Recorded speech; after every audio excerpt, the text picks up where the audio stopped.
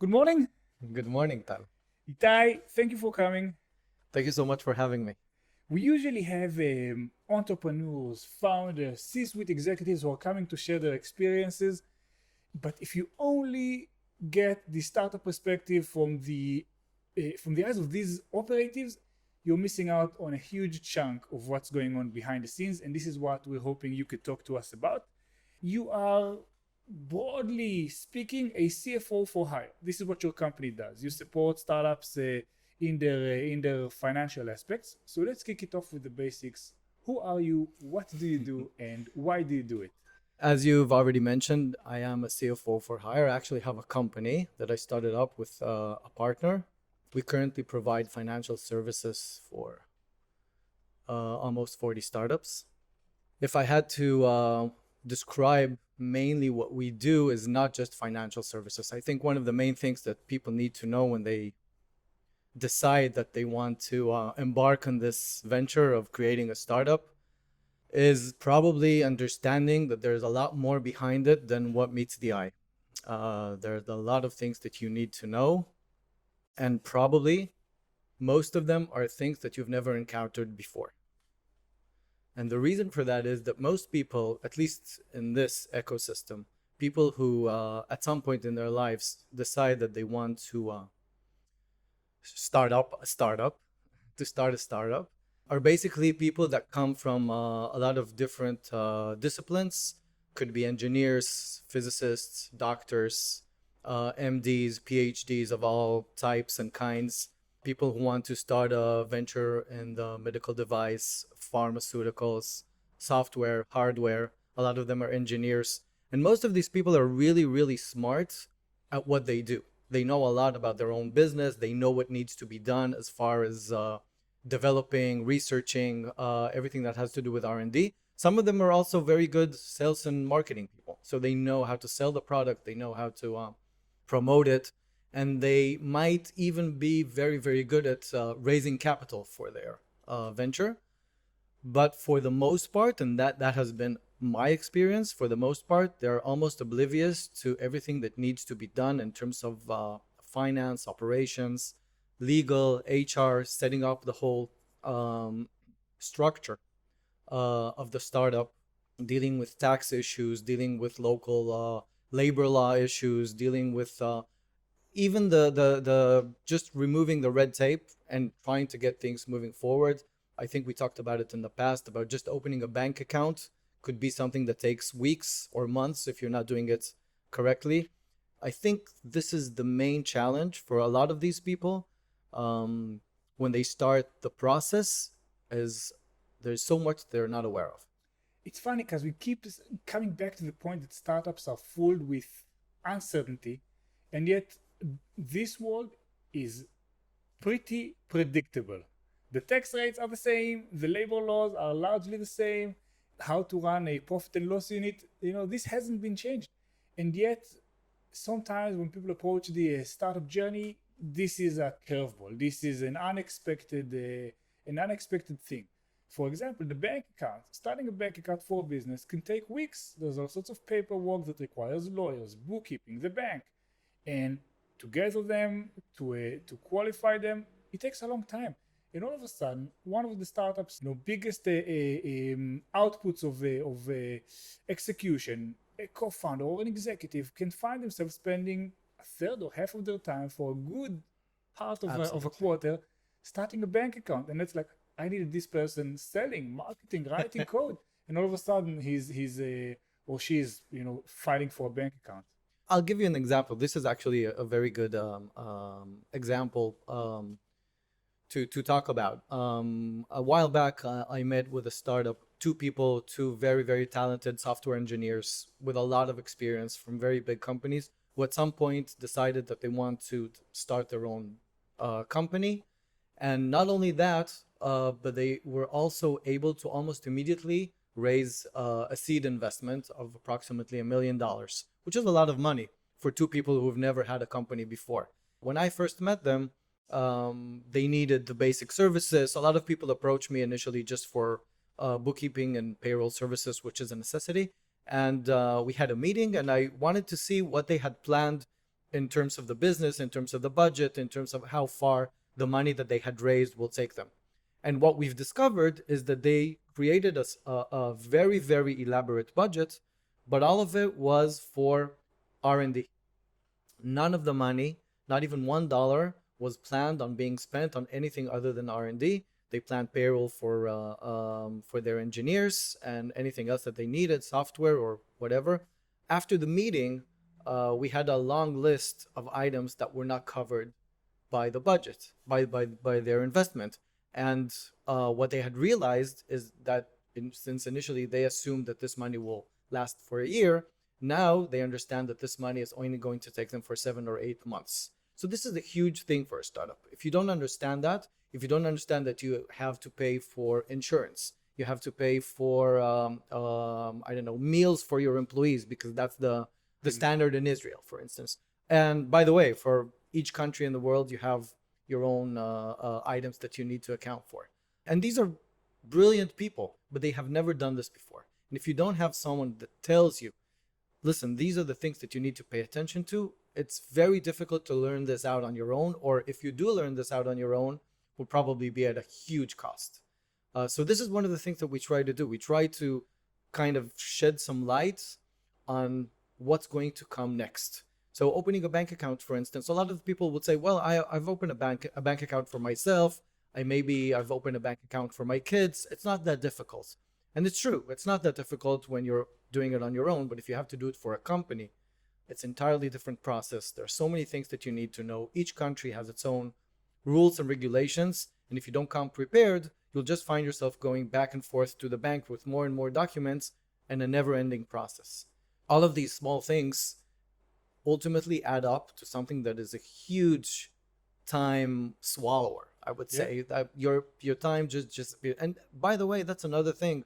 If you start your own company, you need to set up some time for management. And this is again something that a lot of the startupists don't understand. It's not just R&D. Now you're a manager, you're a CEO of a company. You need to take care of legal, you need to take care of accounting, you need to take care of operations, you need to take care of handling all the negotiations with all the vendors. Now each vendor that you close a deal with, even if it's just for buying furniture, is something that you need to negotiate. There's a process. It takes time. These things are so time consuming, and if you don't expect that, if you don't predict that, if you don't allow the time, you'll be surprised, and not in a good way. A lot of the time, what happens is that you fill in your calendar with meetings, investor meetings, client meetings, user research, and then you leave no time for the administrative aspects of the business. And you're also not really sure what you need to be doing, how important that is, and all of a sudden things start to pile up, and there's more and more things to do. Another gap there is that you secure an investment of whatever magnitude, and it feels like a ton of money. But then you realize, actually, I already owe everyone one cycle of paychecks because of when the money came in. Actually, I need to pay my lawyer, bookkeepers, or accountants for their surveys or whatever it is, another big chunk of money. Actually, what I forgot about is that the salary that I negotiated with my first hire is only 6 to 70%. The cost would be substantially higher. And all these black holes that suck your time, your resources, your energy are in such a funny way predictable. And I think this is, when you think of a CFO for hire, then the way I break it down, there is of course the bookkeeping and the accounting side of it, making sure that the money comes in is counted the right way, and the money that's being paid is being held accountable for. That's fine. Then there is getting the company ready for fundraising and making sure everything is in order, everything is tight, you have all the documents.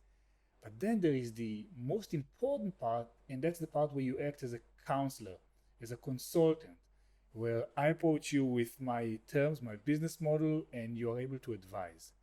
And that's knowledge that is sometimes or oftentimes not found within the founding team of a startup. Not only that, a lot of the times people will say, hey, I have my lawyer. It's a great law firm. I have my accountant. It's a great accounting firm. I'm sure they will tell me what to do.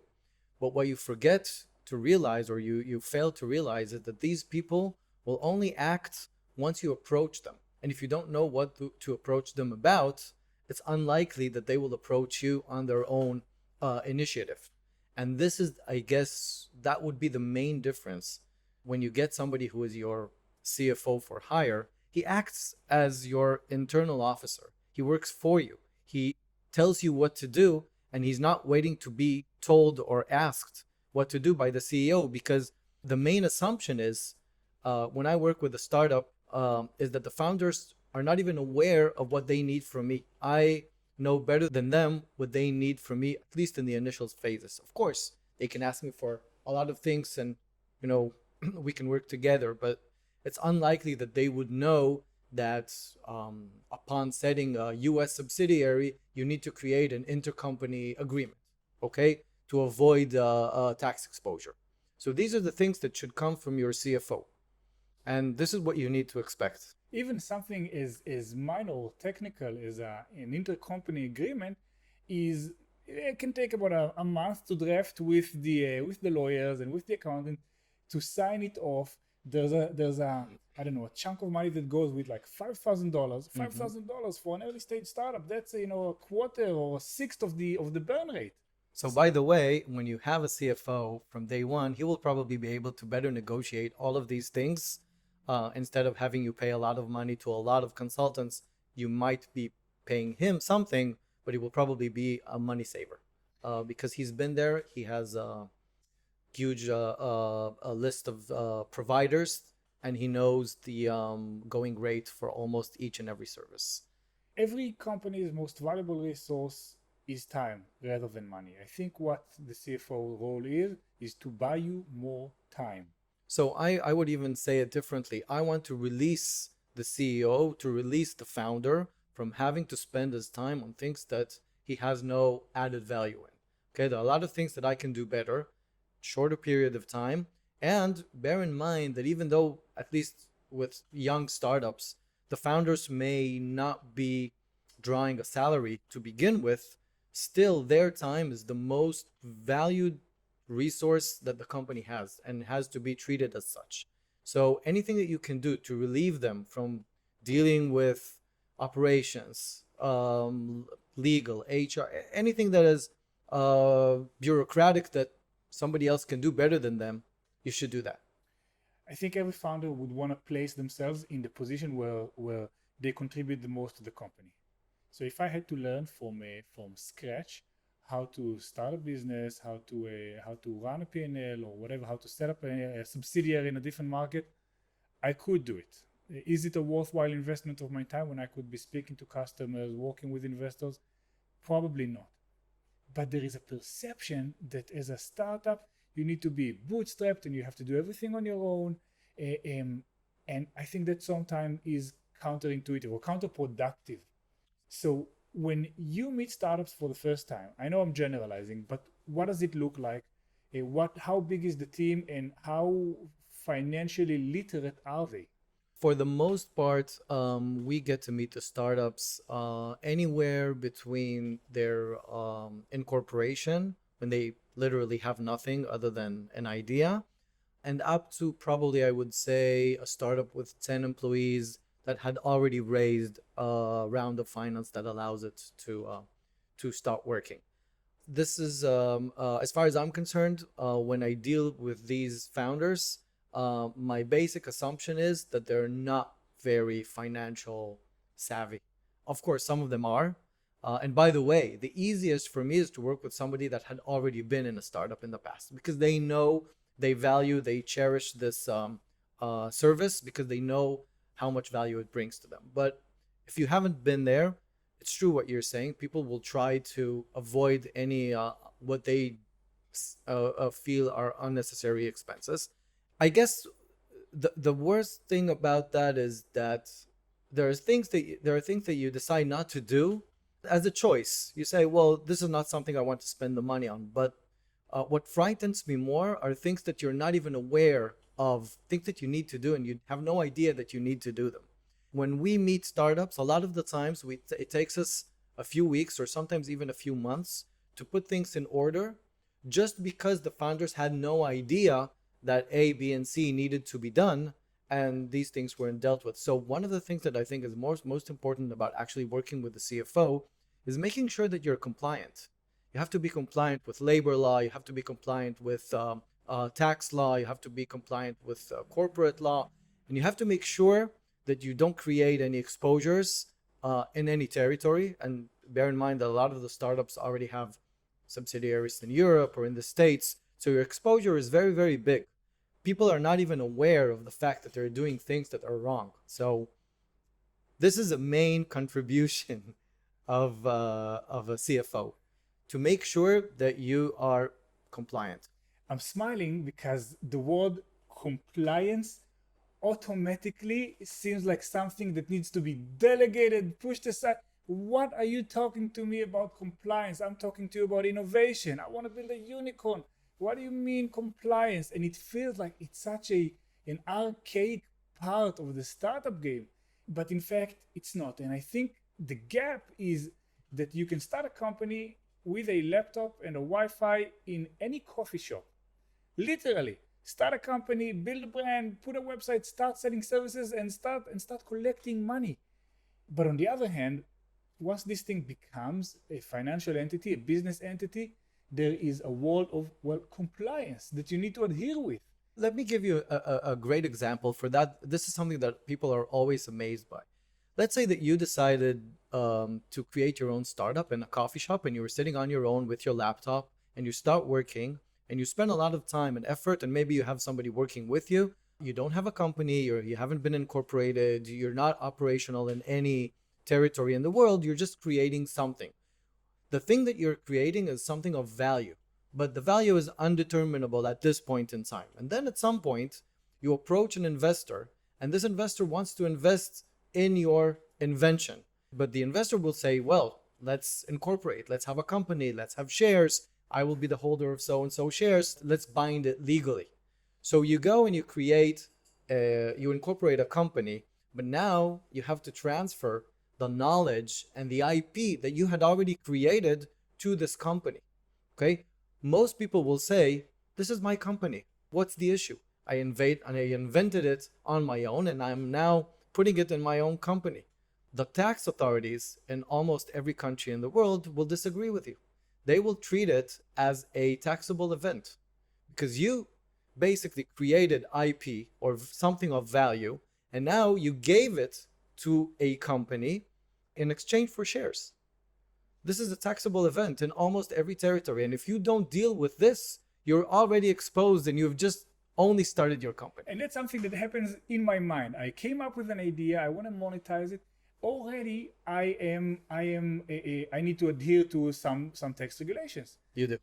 It's so basic, but if you go into an agreement with an investor, of course it needs to be legally binding. Of course, there needs to be an exchange of value. And of course, I can't take that money and put it in my own savings account. Of course, this is like... You'll be amazed how many people don't even understand that, and how many people actually work. And we've actually encountered a company a few years back that the entire operation of the company, after an investor had already invested in the company, was run through the personal checking account of the founder and his wife. Seriously. So these things happen on a daily basis just because people are not aware. So how soon should startup founders and entrepreneurs go and speak to a CFO or a bookkeeper? I would say, first of all, there's a huge difference between a CFO and a bookkeeper. The bookkeeper is the person that just does the technical accounting. But you should definitely speak to you should speak to a professional.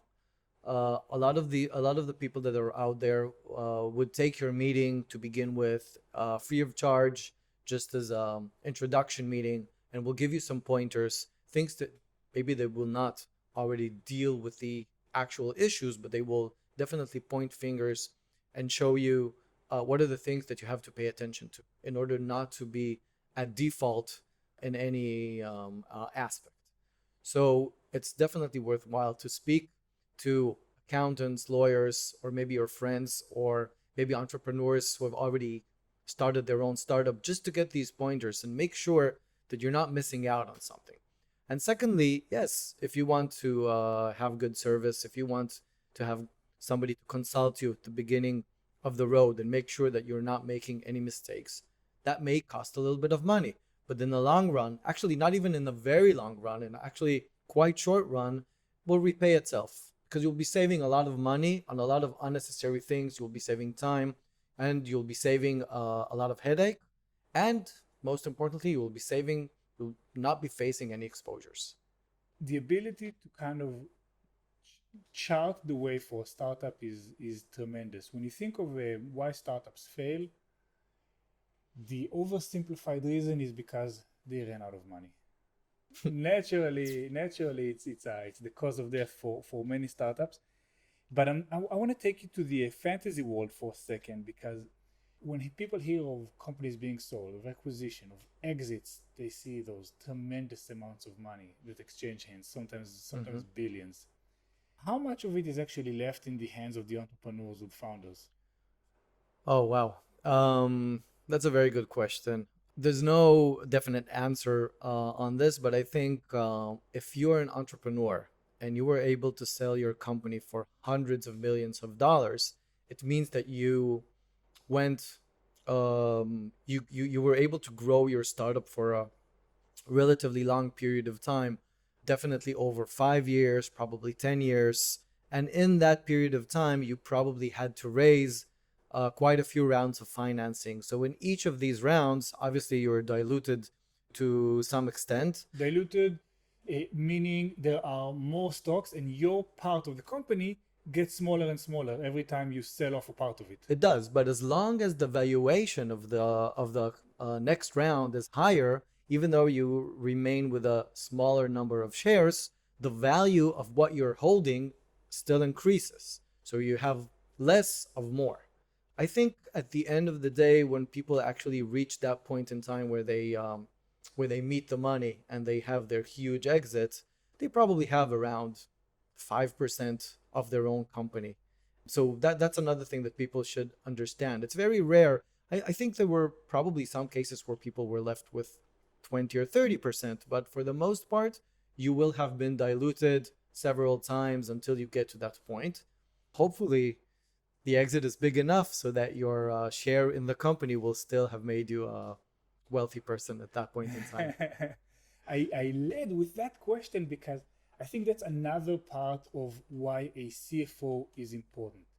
Oftentimes, when I sit with startups and consult them, everyone wants to be a freaking unicorn.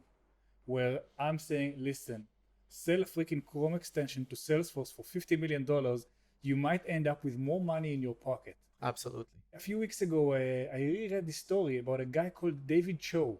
Do you know him? Have you heard the name? I heard the name, I don't know him. So what happened is that this guy was a graffiti artist back in Facebook's early days. They wanted like nice offices with murals on the wall and graffiti, and he says, fine, I'll do it. You can't afford me pay-wise, I'll take some shares. When Facebook IPO'd, his shares were worth $200 million, making him unbelievably rich. Now, the thing is, if you're that graffiti artist, fine, you've made an exit. But if you're that entrepreneur who just gave a percentage or a fraction of a percent of your company to someone, it exposes you in a whole lot of different ways. So let's talk for a second about giving away shares in your company in exchange for paychecks. What are the rewards? What are the risks? So, first of all, it's definitely something that the startup industry has brought into the world, I guess, in a very extensive way, and that's payment with equity. Using equity as a payment method. We know that employees for all startups expect to get stock option. And a lot of the times you also give warrants or options to people that had worked with you at the beginning of the road when you had no money. And you basically said, well, I can't pay you now. Why don't I give you a portion of the company? That will be payment. I don't want to go into the tax issues of this process, because this is something that you can probably get consultation on when it becomes relevant. But it is important to understand that equity is probably the most valuable asset that you have when you have a startup. So it's not something that you should be using lightly as a method of payment. Obviously, with your employees, most companies will set up a stock option plan. They will allocate anywhere between 10 and 20% of the stock option for employees, because that's the standard, and employees expect that, and would be very difficult to hire people without offering them a portion of the company. But as for other consultants, I think you should be careful with how you use your equity, and bear in mind that sometimes actually paying money would cost you a lot less than giving away equity. It's probably something that should be used with consultants or service providers that are really crucial to the system. Equity, giving away equity for employees or for other people, usually is not just a method of payment, it's also a method of retention. So you give employees stock option and they're spread over a vesting period of 4 years. That has meaning. You want to, first of all, incentivize your employees to work to the success of the company, and they have a part of the company, but you also want them to be connected to the company for at least 4 years, at which point you probably grant a little more. So that doesn't apply to each and every vendor. A lot of the vendors can just be paid. So vesting is the financial term that explains that you are entitled to a certain number of options, but you get them incrementally over time in order to make sure that people stay. Mm-hmm. Funny thing is that 4 years in a startup life, how many startups actually make it? No. So the stock option for employees is a tool. The standard of a standard vesting period is 48 months, so it's 4 years. But a lot of the startups will, after 4 years, grant you some more options because they understand exactly what you're saying. Employees will ask for these stock option. And by the way, there are employees who jump from startup to startup and gather up their stock options in each and every company in the hopes that one of them will exit at some point and they will have. Seriously, so that's a strategy. Yeah. So you'd go in, you'd give some time, you get some options, some of them vest, you buy the options for pennies, you move on to the next venture, and hope that one day the stocks that you bought for pennies will be worth. Yeah, absolutely. Funny. You can look at the employee as an investor. But I think most employees do value the place that they work. They don't just go there for the stock option. The stock option is just one of the components that tie you to your place of employment. You also need good relationship, a good vibe, challenges, professional challenges. When something that's important to say about equity is that it's not always giving out equity doesn't always come in the form of a binding legal agreement. Sometimes it could be an email or a handshake, and these are things that founders often do or sometimes do without thinking fully and clearly about what is going on. So there could be a situation where I've said, Itay, listen, help me out here. I need some financial support for the next whatever months. We'll give you 0.5% of the company. It's not written anywhere, but this exchange had happened. 2 years go by, and Itay comes back and says, "Hey, I just saw you raised $20 million. What about my options?" So that actually is something that would probably be avoided at an earlier stage, because you're correct about the fact that when people just start their company, they might come shake your hand and say, well, why don't you help me and I'll give you a portion of the company. But at the end of the day, owning stock at a company is almost like owning an apartment, or it has to be recorded somewhere. There has to be a record of your ownership. If it's in Israel or it's in the States, you will at some point need to have these shares or stock option on record for tax purposes, for corporate purposes, for voting rights purposes. So, I mean, obviously, if you had given a promise to someone and you failed to deliver, then you have a problem with that person. But at the end of the day, everything that has to do with equity is very, very organized. There's a cap table. Everyone is on it.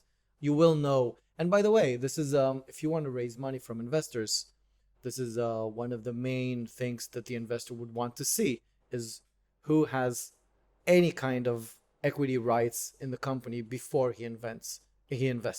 And they'll ask you time and time again to make sure, Are you 100% sure that you haven't given up? It's not, it's, well, if you've ever been to a due diligence process, it's much more methodical. You, as a company, you give a lot of representations about the company. And one of the main ones is who is the holder of any type of right, whether it's a warrant, an option, a share in your company.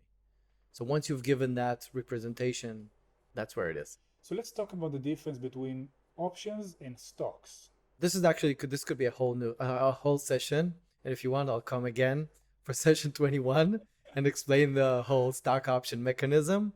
But just in a nutshell, an option is the right to purchase stock at a predetermined price. So when you have an option, you don't have the stock yet, but you have the right to purchase the stock at a price that has been agreed now. This means that in the future, when the stock is much more valuable, you will still have the right to purchase it at this price that you have agreed upon. And this is how you basically profit from the option, because you buy the share at a very small price and it's already worth much more.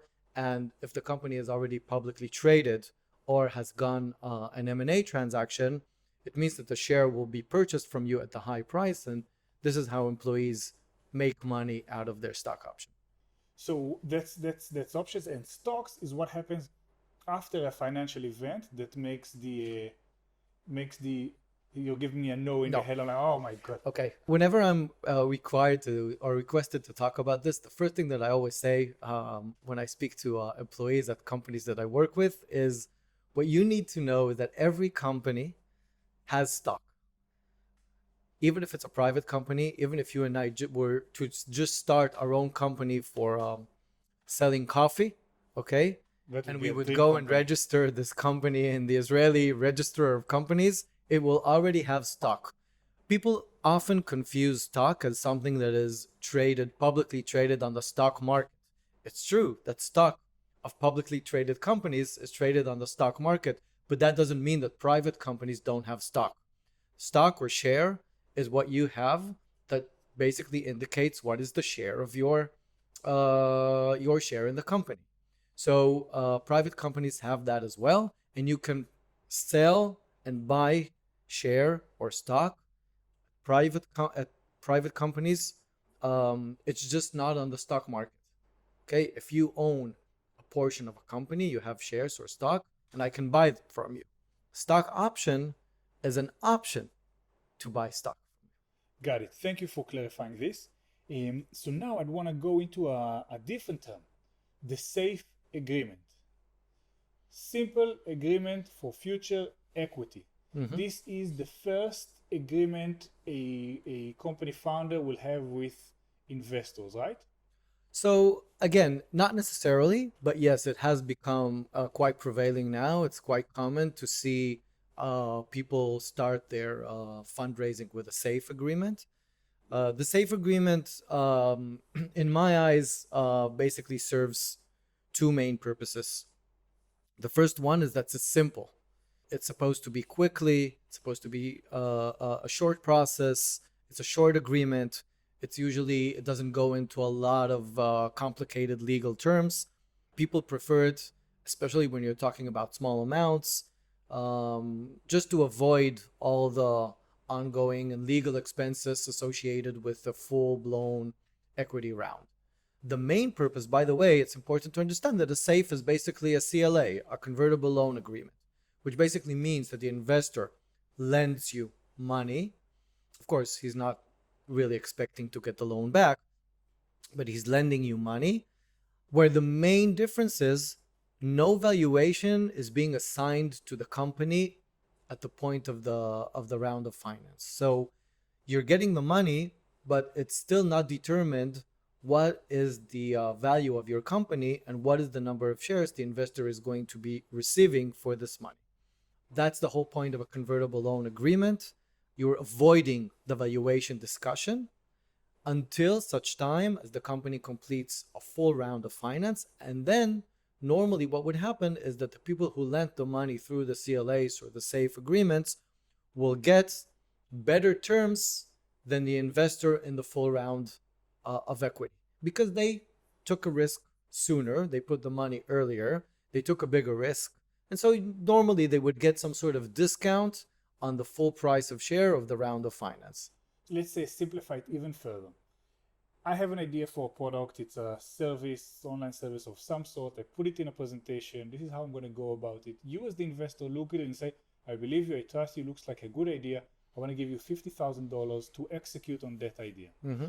Our problem is then that we cannot value the company. We can't assign a dollar bill to it and say this company or this idea is worth $1 million.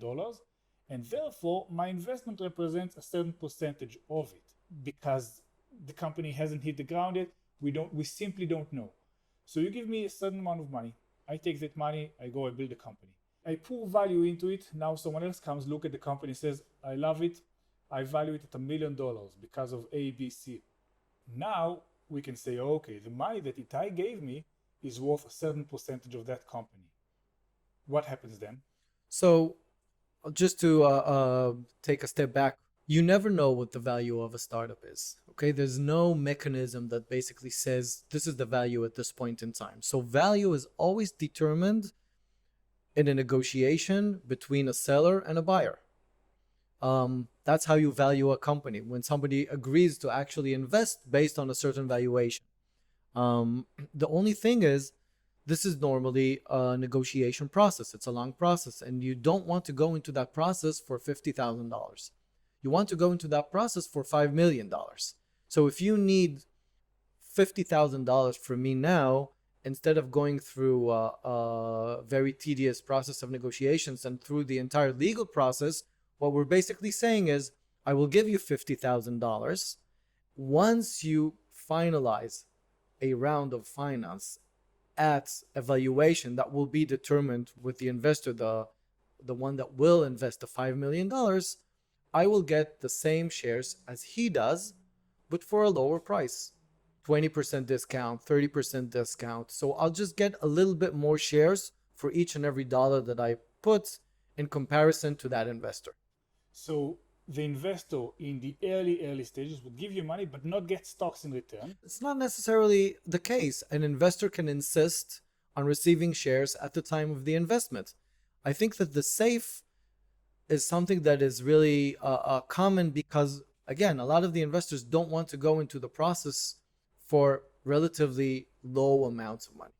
So the round has been agreed. We've raised $5 million, and now you actually get to exercise your rights to buy the stocks. And your $50,000 of initial investment will buy more stocks than the person who came in at a later point. Not more stocks ultimately, because he's investing $5 million. I only invest $50,000, but more stocks per dollar. The SAFE agreement has become kind of like the standard of raising the initial capital.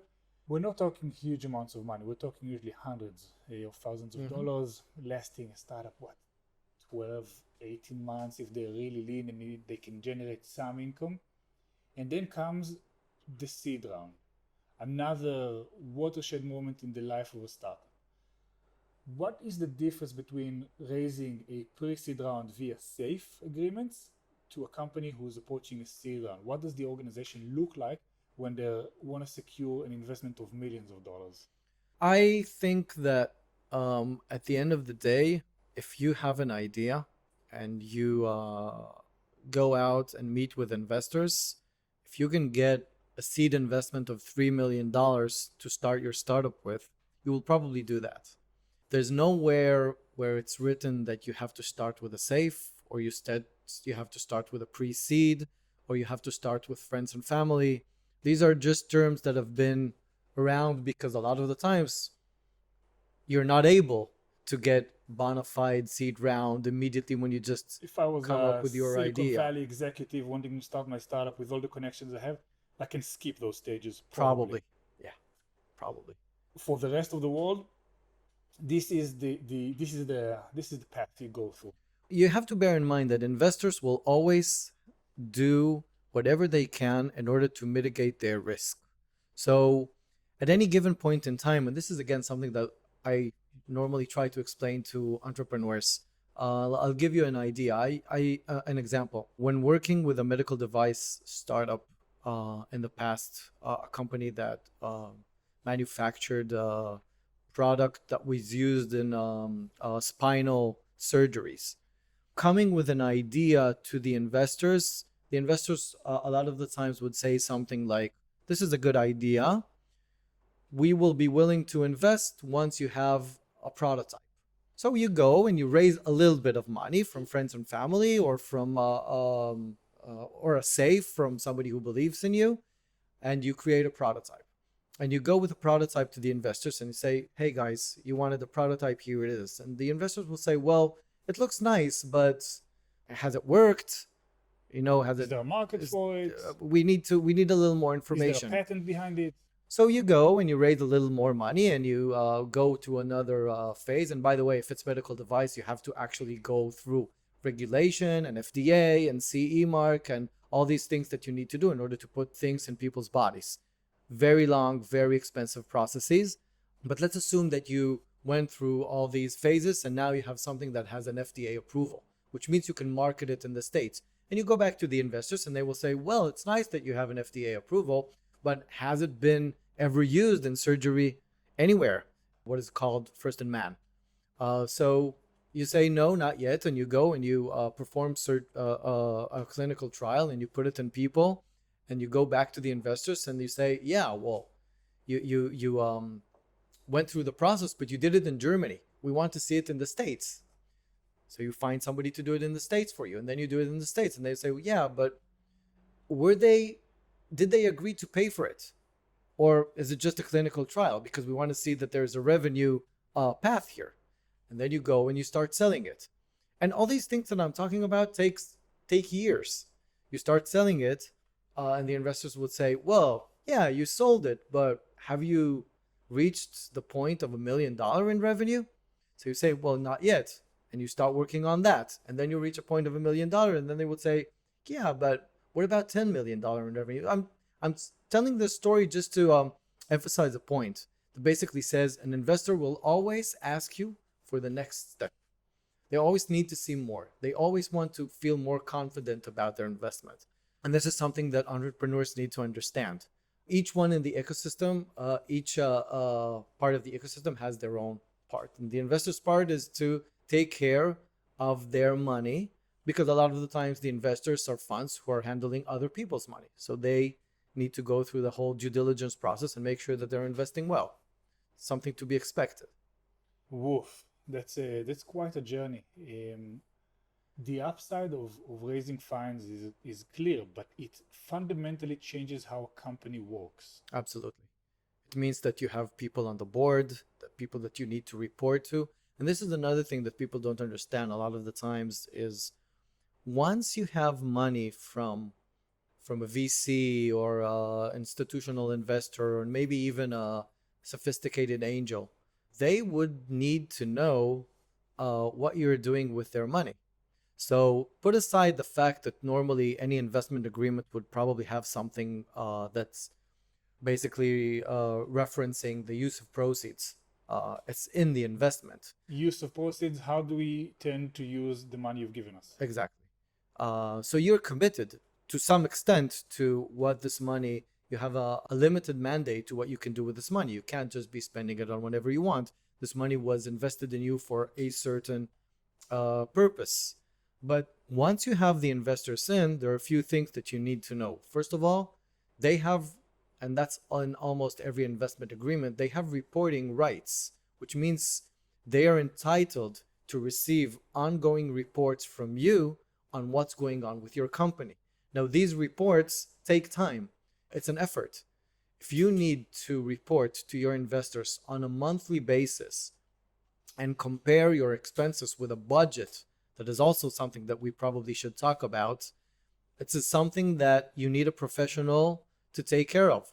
Most likely, this is not something that you can do on your own.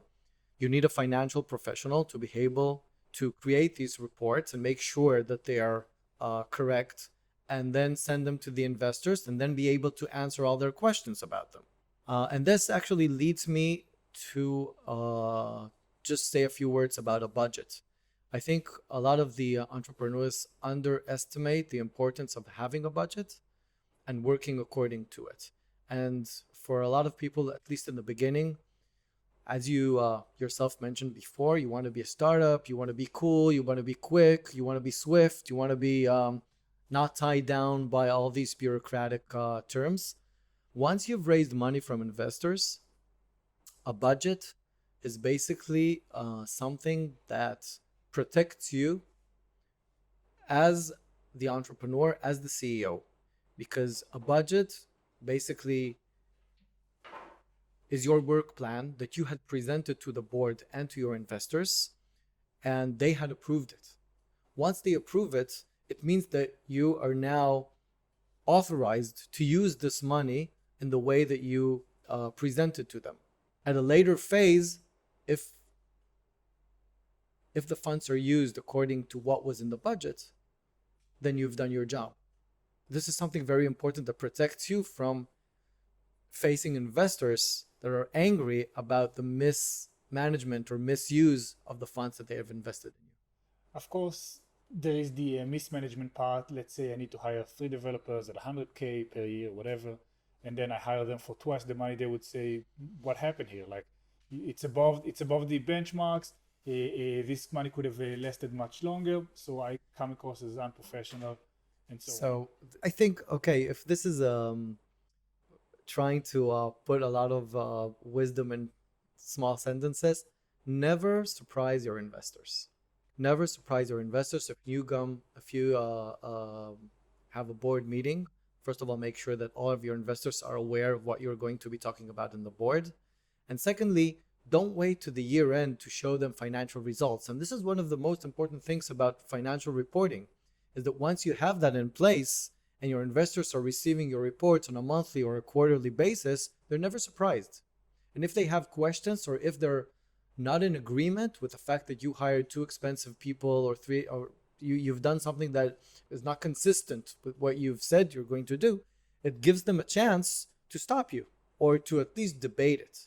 If you wait to year end and then by the end of the year you will surprise your investors with the fact that they have invested $1 million that should have lasted for 2 years, but it's only going to last you for a year and a half, and they were not aware of that, then you're in trouble. the other side of that is that sometimes you have a budget and you haven't utilized it. So as a startup, I have a certain amount of money that needs to last me a certain amount of time to do an X amount of actions. If I hang on to that money and don't use it, that can also be a bad sign. Absolutely. And you'll be surprised how many times that actually happens. The main challenge prior to COVID-19 was recruiting. Most of the startups struggled tremendously with actually being able to recruit the headcount that they had planned.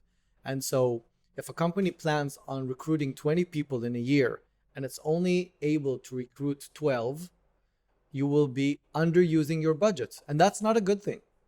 It doesn't mean that you're doing things in a more efficient way. It just means that you're not meeting your recruiting goals. And by the way, that's another thing that you should update your investors on, because that has a lot of ramifications in terms of product, in terms of roadmap, in terms of making it to the market. And in the stake management front, they can help. Yes. So if I'm starting to recruit a VP HR, they've seen countless. They know who's looking for a job, so they can help. So it's not just about being compliant and transparent. It's also about knowing where to get help when you need it. So this is actually a point that goes even before that. When you raise money to your company, try to raise it from people that can also bring added value other than the money itself. When you said about budget, I think that everyone wants to at least ideally have a budget to plan, to understand. It's important in so many regards. But what's missing is not the intent, is the understanding of what goes into a budget. So what I've seen happen, either you have no budget and you're just like, okay, sounds about right, and then you just proceed until you're surprised at some point by the fact that you don't have as much money. Just like it happens in personal life. You don't check your credit card balance, then, oh my God, where did all this money go? I can't believe I'm spending a third of my income on food, whatever. That's the ignorance part. The other is I just don't know what to include. So you take in a template, like a super robust template that has everything. There's a line item for everything, from phone to cars to insurance, and then you overinflate your expenses just because the template says so. So how do you balance that? So again, if you use a template that you got off the internet, you'll probably not be doing a very good job. Maybe it's better than not having anything, but probably better to consult with a professional.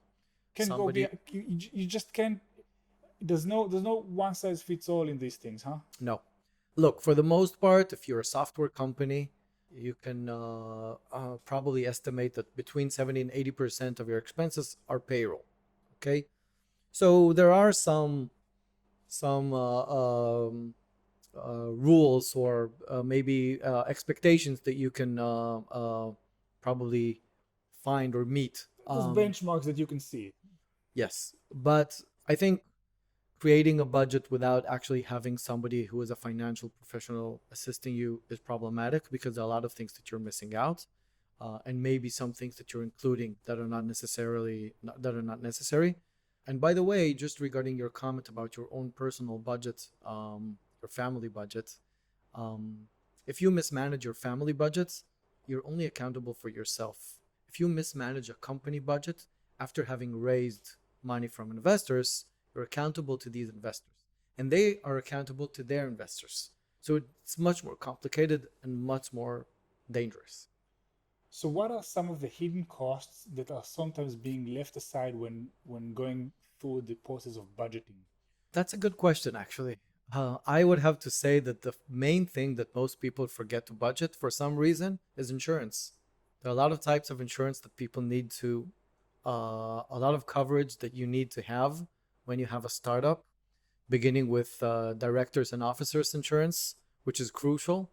Meaning that if one of the directors makes a mistake, a malpractice mistake, the company is covered against liability. It's very difficult to go into all of the coverage right now, and this is again, it's a segment on its own if you want. But let's say that there are countless things that directors at companies are currently being sued for. Almost everything that is mismanaged inside a company could end up being a lawsuit that would probably include the company, the officers of the company, and the directors of the company. So it's not even a question of whether or not you did something wrong. It's more a question of, first of all, they will sue you. And now that you've been sued, you have to protect yourself. And protecting yourself costs a lot of money. So if you don't have a coverage, it's going to be very difficult for you to even pay for your defense. So it's not even about right or wrong. It's Exactly. about being able to protect yourself against And another chunk of money that's going to be. Exactly. And a lot of people don't understand that. So I'm giving insurances as example because it's something that would probably be very clear to somebody who's already been around or somebody who's part of the ecosystem. But a lot of the new entrepreneurs are not aware of the fact that they need a lot of coverage, especially if you're working in the United States, by the way. If you have US operations and you have people working for you in the States, you need coverage that doesn't even exist in other places. For car accidents, for fraud, for worker compensation for things that happen to your employees. It's not something that you would expect an entrepreneur to even know about. When I was running the UK office of a startup, I needed to do an extra layer of insurance for being an Israeli company operating in the UK against terror attacks. For instance. So the building was, of course, insured and protected, and we had all the other parts of insurance. And then they said, "Oh, wow, what's that name?" I'm like, "Tal, where are you from?" "I'm from Israel." "Ah, so you're an Israeli company?" "Well, no, we're a UK entity." And she goes, "Yeah, but if you are an Israeli company, if you operate in Israel, there's a heightened risk of a terror attack. I think you should be insuring against that." Yeah. So of course we did that. It wasn't a huge chunk of money, but it was substantial enough that I need to report back about it. So yeah, that's definitely. But I would say another thing that is, if you're talking about the hidden costs, it's not just the line item.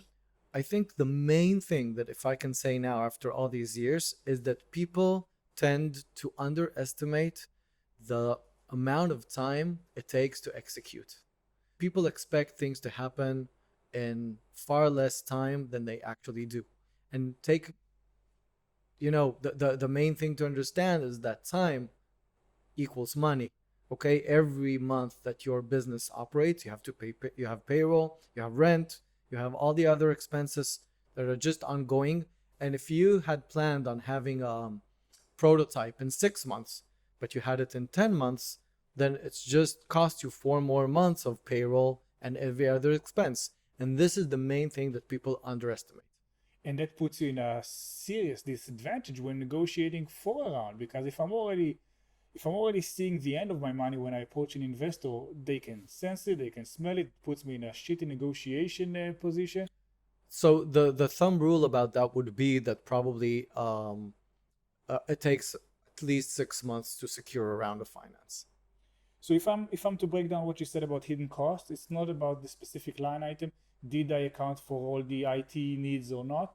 It's about, first of all, understanding that you have to be insured to protect.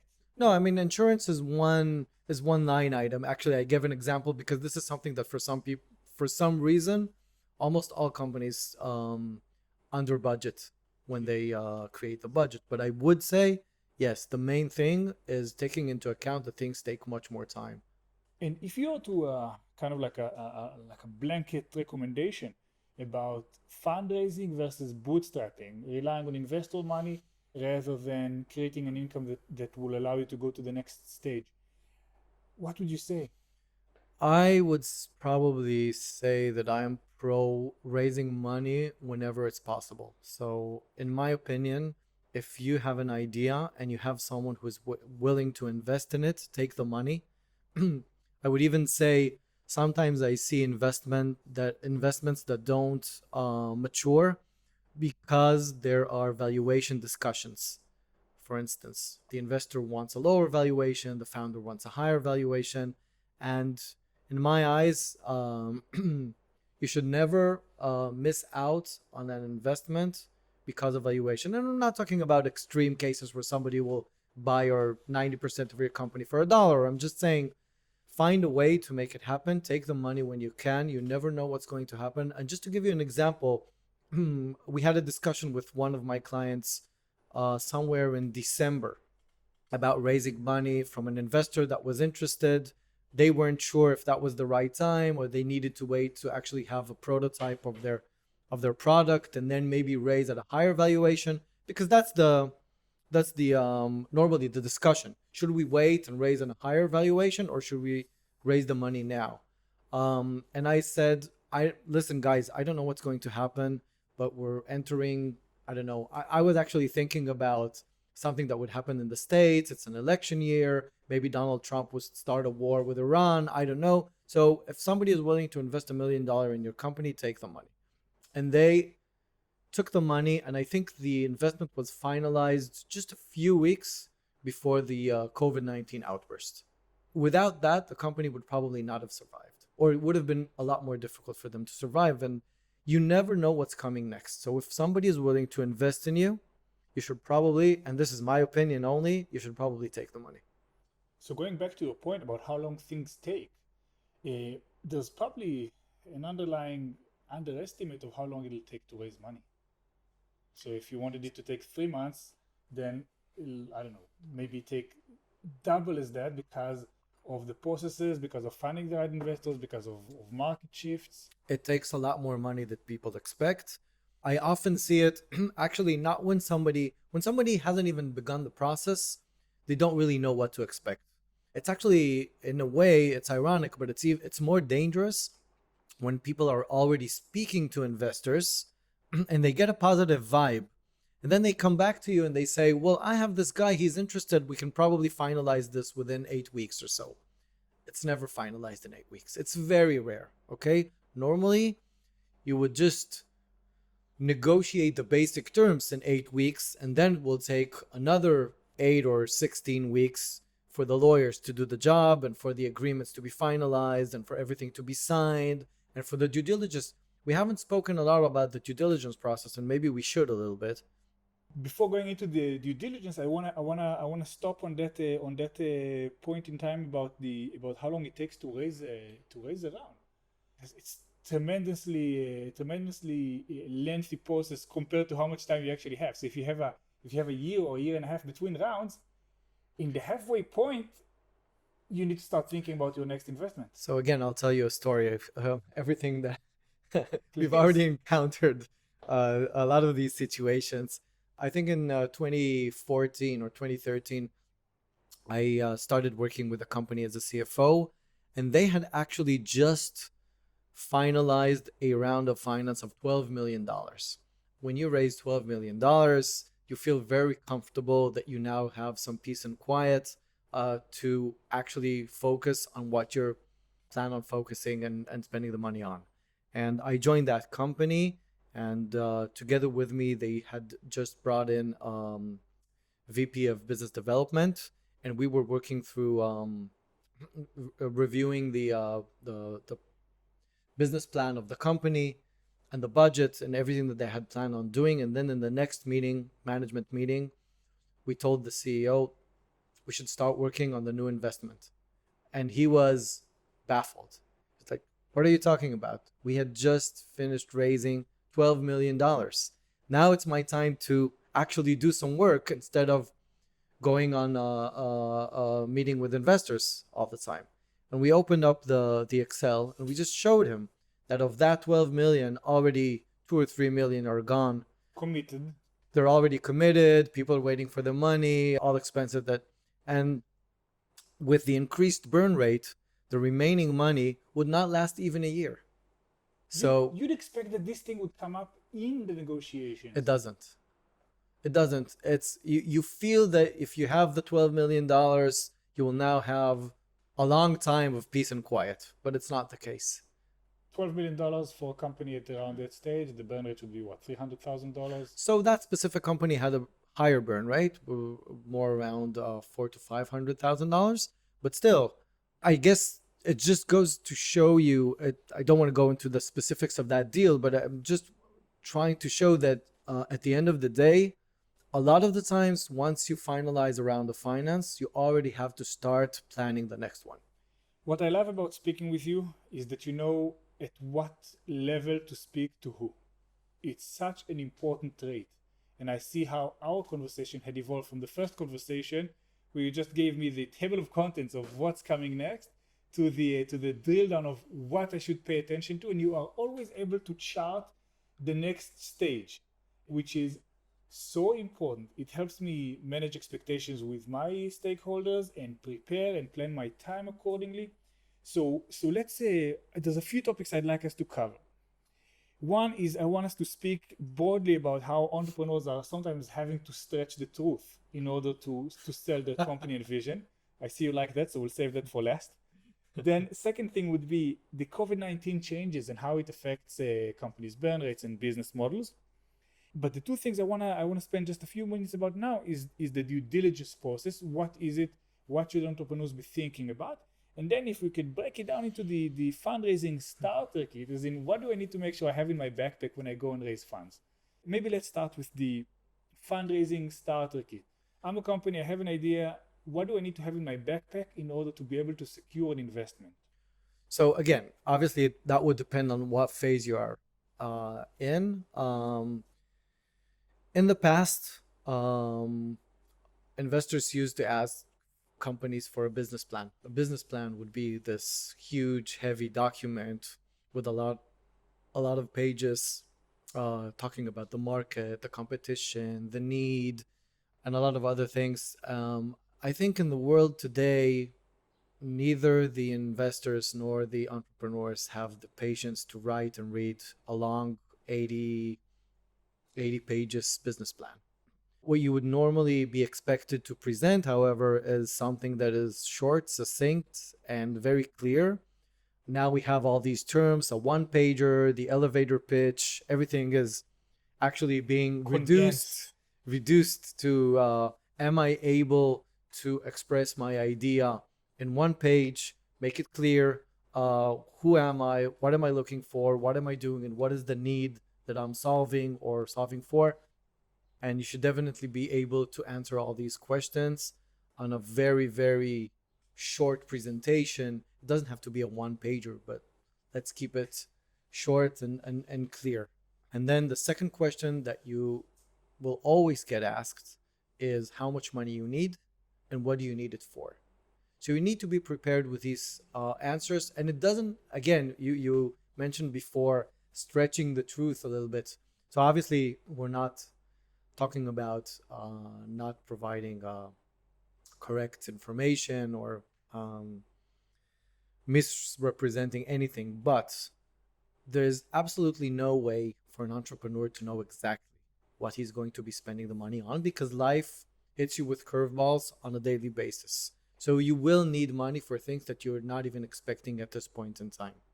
But still, that doesn't mean that you cannot plan for these things. And you should be able to say, I need $1 million. I need it in order to hire 8 engineers and rent an office or anything else that you would need it for. If at the end of the day, that's not exactly what you spent the money on, that's not an issue because everyone, including the investors, understand that there may be changes. So I guess if I had to point out, I would say have a very clear presentation of what you're doing, a very clear budget as to what you'll be spending the money on and how much money you need and where it's going to get you. Because people also understand this is not the final round. It's not like I'm investing the money and that's it. So there will be another round. But with the money that I'm giving you, how far are you going to go? Will that get you to the next step? Will we be able to have the next round of finance already with a prototype or whatever it is that you're working on? I think the mindset that brings people to come in with those inflated presentations is the mindset that says the investor's job is to find reasons to say no to me. They are pitched countless times in a month. They just need a reason to say no to me. If I can handle all of their objections, I'll get the investment, which was one way to go about it. The other is let's craft a compelling vision, something that would make them want to invest the money rather than invest the money because okay, so you've answered all of my questions. And I think that takes us into the world of stretching the truth a little bit because you need to make something out of nothing. You need to take a couple of months of dwindling sales and be able to give a trajectory, to be able to explain a trend. You have to be so optimistic when setting the vision and so pessimistic when you're planning or executing. How do you balance that as a CFO? They say the Excel sheet can eat everything. But I mean, we've seen what happens when you take this to the extreme and when you sell a vision that doesn't really have any legs. So obviously, first of all, you bear in mind that not all of the investors are the same person. So different things speak to different investors. If I had to guess or put myself in the place of the investor, I would probably say I want to see a CEO or a founder that has complete faith and belief in what he's presenting. So yeah, I want him to be optimistic. I want him to have a vision. I want him to be able to see where he's going and maybe share his vision with me in a way that I'm also excited about it. Okay, so I don't want the CEO to be a CFO. I don't want him to be showing me how he stretches the money. I don't think that's the CEO's part. The CEO should have the vision. Of course, if you go and you ask every VC in the country, what's the main thing that they're looking for? Or what's the first thing that they're looking into when examining an investment? They will say the management team. So that's the first thing that almost any investor would focus on. He wants to see who the people are that he's investing in. So this goes way beyond any Excel or any presentation or any PowerPoint. He wants to see that the person that he's speaking with knows what he's talking about, has the ability to execute his vision, and obviously has the ability to manage the venture in a lot of different aspects. I don't think anybody would want to invest in somebody that presents himself as somebody who can manage money responsibly. That's a given, okay? But that's not the main thing. So I would expect the CEO to be very optimistic, and I don't think it's so much stretching the truth. It's more about describing where you want to go with the products. And when somebody says, I'm going to develop a software that will be used by any organization in the world, if he's genuine, if he believes in it, and if he can convince me that this is a software that will in fact be used by every corporation in the world, then that's fine. I don't think that's stretching the truth. I think that's sharing his vision with me and persuading me that he has what it takes to get it over there. So the dynamic you're describing is, it's so be the CEO, be the leader of the company, don't be the CFO. Don't be the CFO. You have a role in this dynamic, which is to craft a vision, to think critically about it, and then to make it happen. There's people around you whose job is to help you get there. Partially the investor, by enabling you to proceed, but also by helping you mitigate some of the risk and analyze and apply a layer of critical thinking to your vision. So I like that. I expected a different answer. I think that even if you look at companies, mature companies, you will see that there should be a healthy tension between the CFO and the CEO and the investors. They don't have the same role. Each one of them has a different role in the process. The CEO should probably be a visionary, somebody who can, take this dream, or if he's the founder, it's his own dream, and move it forward. The board have their fiduciary duties. They need to overlook, they need to set strategy, they need to consult. They might need to look at the next phase and start thinking about the next round of finance. And the CFO would probably be the guy with the, I don't want to say pessimistic because it has a negative. Let's call it conservative. Should be more conservative. He should point out where the risks are, what things might not be obtained or achieved in the given period of time, where we should start working on the new investment. And there are a lot of things that are built up positively from the tension of all these different officers. At the end of the day, so many of these things come back to super simple mathematics. How much does it cost to manufacture or sell? And how much money is the product bringing in? The unit economics, the cost of goods sold, the customer acquisition cost. These are all fundamental startup terms that, the CEO, she needs to stretch it. She needs to inflate the value of the company. And the CFO's job is to make sure that that the reality is catching up with the vision in a way. It's a super interesting dynamic. It's a crucial dynamic. And now I wanna spend a few minutes talking about the due diligence process. So due diligence, the way I understand it, in order for a company to receive an investment, it needs to meet a certain set of rules and regulation, and it needs to be properly reported and documented. It's a bit more than that, I would say. If I had to explain a little bit about due diligence, I would say a normal due diligence process is divided to three different processes. There's the legal due diligence, there's the financial due diligence, and there's the technological due diligence. Each one is its own process, and in order for an investment or an investor to invest in a company, he would want all the three to be completed to his or her satisfaction. So let's start with the easy one, the technology. At the end of the day, when you invest in a tech company, you're investing in the technology. You would want to make sure that the technology, first of all, is able to execute, or at least the promise is there, or what you're doing, that the technology is feasible, and more importantly, that you're not already infringing on somebody else's patent. The technological part is crucial, of course, and this is usually what is captured the interest of the investor in the first place.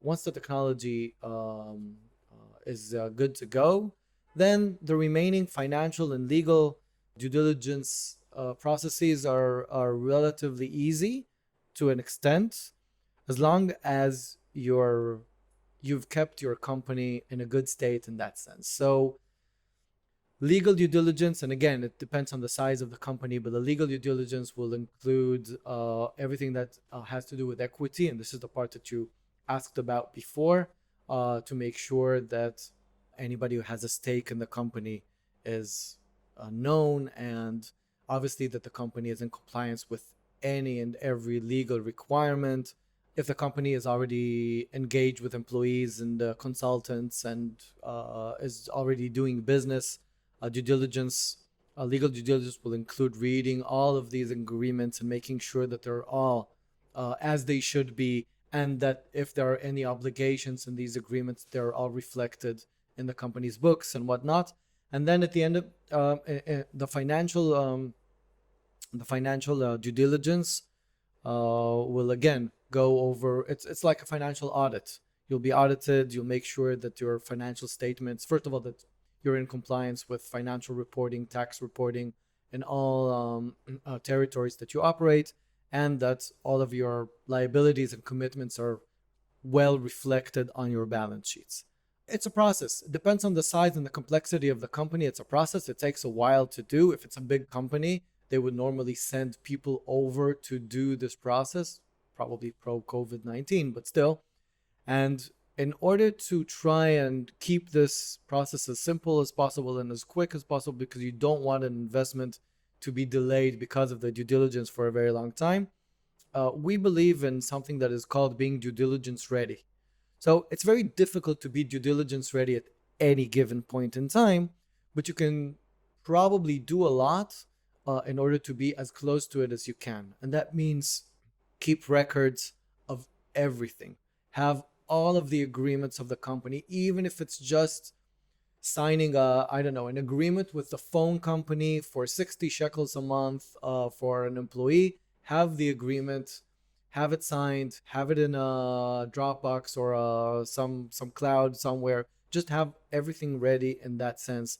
Have all of the employees' agreements, have all the reports that you've ever filed anywhere, have all the records of the incorporation of the company, the articles of association, everything. As long as you have everything ready and you have it in places where you know where to find them, when the process starts with a new investor, you will have already probably be able, you'll probably be able to send immediately 60, 70, 80% of the material. And then you have to complete whatever needs to be updated. For instance, keeping an employee list is something that changes almost on a monthly basis. So you probably need to update that, and that's a part of the due diligence. But your articles of association hardly ever change. So you need to have them. You need to know where they are, and you need to be able to send them immediately. What difference does it make in the eyes of an investor if the startup is due diligence ready versus, ooh, let me get back to you on this? I would imagine it makes a difference, because people would like to invest in a company that is well managed. But to be honest, if somebody has his mind set on investing in a certain technology, even if the company is mismanaged, they might still invest. We have seen in the past certain cases where an investment was significantly delayed because the company wasn't due diligence ready and there were no reports, and the investor said, listen, here's the check. I want to invest in the company, but I cannot do it until I see the financial reports.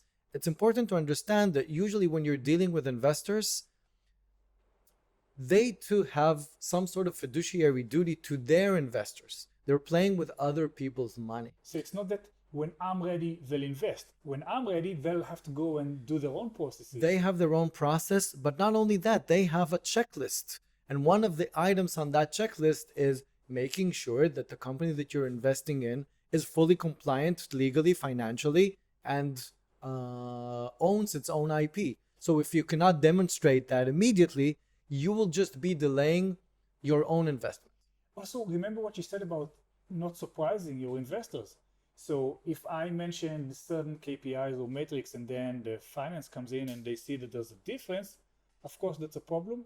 And not only because it might kill the investment, but also because I may have to renegotiate, saying, oh, based on what you said, this is the investment we wanted to do. But based on what I'm seeing now, actually, we're going to Absolutely. invest. And that's a critical part. Also, another thing to think about is that if you document obsessively throughout, it doesn't have to be, every little thing put in its folder, but just make sure that you keep record of everything, that you know where to get it when you need it. Then once the due diligence process kickstarts, it's about collating, allocating, reviewing. But it's not about going and figuring out where the document lies, because when you reach that point, that's a showstopper. You can't keep meeting customers or building the product if you have to spend half a day with your bank trying to find a statement of some sort. So people who have already undergone a due diligence process will tell you it's a very time consuming, very intense process. And obviously, the more you're ready for it, will be an easier process. If you're not ready for it, it will stop you from doing anything else. Because bear in mind that when you're at that point where you're already in the due diligence process, you probably need the money. There's no way that you're going to, it becomes the most critical thing in your company right now. And yeah, it will be at the expense of everything else. You will not meet clients, you will not spend time on R&D, you will not spend time on sales and marketing, you will be focusing on due diligence. Itai, how long do you think we've been talking? Wow. I would I would have, if I had to guess, I would say an hour. Okay, so I know you're much better with your financial records than with this. We've been around 90 minutes. Okay. It passed by so tremendously quickly, and there are two topics I want to finish off with. One is COVID-19. The reason I'm talking about this is because it created a fundamental change in the investment landscape, but also in the cost of running a company. What can you tell us about what you've seen since the pandemic hit? So interestingly enough, obviously after I would say the first 2 months where most of the economy shut down all over the world, you can definitely see that people now understand that COVID-19 is not going away anytime in the near future, and you need to keep your business going, and that also includes investment. So processes that had almost completely stopped are now back to life. You see investors, especially in fields that investors invest for the long term. So let's just look at, for instance, at automotive, pharmaceuticals, medical device. Those are all fields where investors initially already expect a process of 5-10 years of development. So in that time frame, when you look at that, COVID-19 is not something that would stop you from investing in. The problems you're solving are so big, and the timeline to solve them is so substantial that a 2 or 3 year slowdown is nearly meaningless in the long run. Exactly. That said, because COVID-19 did have adverse effect on almost every aspect of the economy, a lot of the existing VCs basically reached or decided to stop investing in new deal flow and save the funds that they have for their existing portfolio. And this is a huge decision. It means that maybe it's a good decision for the existing portfolio, but it does mean that there will be less investment made to companies that have not raised money at all. Will probably be more difficult for them. And interestingly enough, I don't know if you had a chance to listen to or to take a look at the financial statements of Checkpoint for the last quarter. They had I most certainly did not. they had one of their best quarters, and one of the things that they had mentioned was the huge save in money with people not being able to fly. So they moved all their meetings to Zoom. It turned out that people had much more sales meetings when they didn't have to be on airplanes or in airports. So they became more efficient, they became more productive, and their revenue hasn't changed. They've just saved a lot of money on travel and entertainment expenses. What scares you about this new situation? There are definitely some industries that have been adversely affected. I don't know when they're going to recuperate. I think that means that we don't still understand the entire effect of COVID-19 on our lives. Probably the economy has probably been hit harder than we currently feel. If you take a look at even the most basic parameter like real estate prices, you don't see real estate prices having been dropped very significantly, which is strange. if you think about the effect that this pandemic should have had on our lives and on the economy, it's not yet being reflected. So I guess if I had to say what scares me is the unknown. There's still a lot of unknown, and we don't yet know how this thing is going to affect us. Got it. We're at the end of our time. Is there anything that we haven't covered that you feel is fundamental that we discuss? I don't think fundamental, but I will just say, I'll tell you a story. 2 years back, I think I attended a lecture by a very successful businessman, an American businessman. I think he's almost 80, and he has two very big and successful companies in the States. He said something about the fact that had he known what he was getting himself into before he started any of his companies, he probably never would have started them. And I think it's something that stuck with me, because I think a lot of the times people, especially in the startup industry, have no idea what they're getting themselves into before they start it. And it doesn't in any way need to discourage anyone from doing what he wants to do, or fulfilling his dream, or creating a startup and trying to raise money and get it to a success. But I think people should understand that there's so much unknown, and they shouldn't be discouraged by it. They should probably expect the unexpected and try to maybe come as ready as they can. This talk today was exactly about that, knowing that there is a big gap in understanding and trying to bring to light and make some of that knowledge accessible. Your time is as generous as you are with it. It's limited, 40 customers in the portfolio. I feel very fortunate to have been able to spend the last 2 hours with you discussing these things, and I hope that the people who listen to the show will feel the same. My approach to this interview was that we don't educate entrepreneurs about the financial aspects of running the business, and we probably should. So I think that part of the work you do beyond the technical aspects of being a CFO on demand is that education piece. I know that when I go to my next startups, I'll be so much smarter and so much better for the time you've invested in me and in the companies I support. And I'm hugely thankful for that. Thank you so much for having me. It was a pleasure. Usually at this point, we ask where should people go about to learn more about the job and the work you guys are doing. I think in your case, if you're an early stage startup that's planning to incorporate and you're operating within Israel, the best thing to do is to get in touch. People can go through me in order to get in touch with you. I know you guys are relatively discreet in your digital presence. Please, guys, if you're listening to this and you hear that Itay and his team sound like the service you need, reach out to me and we'll make sure to facilitate that connection. Thank you. I appreciate it. And this episode should have more than enough in order to get people started. Can't thank you enough for coming in. Thank you so much for having me. Thank you. I appreciate it.